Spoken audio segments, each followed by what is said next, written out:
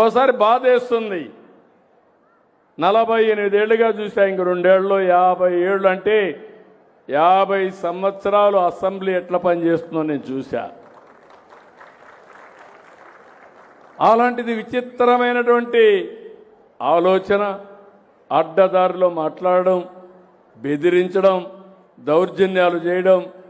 నేను అందుకే చెప్పా, ఎవరైనా సరే వింటారేమో కానీ నేను ఫ్యాక్షన్స్ని పూర్తిగా అణిచివేసిన వాడిని.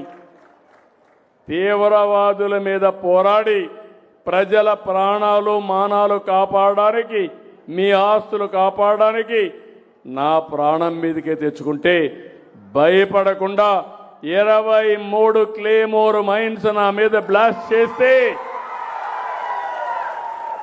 సాక్షాత్ వెంకటేశ్వర స్వామి మీకోసం నన్ను బతికిచ్చాడు. మళ్ళీ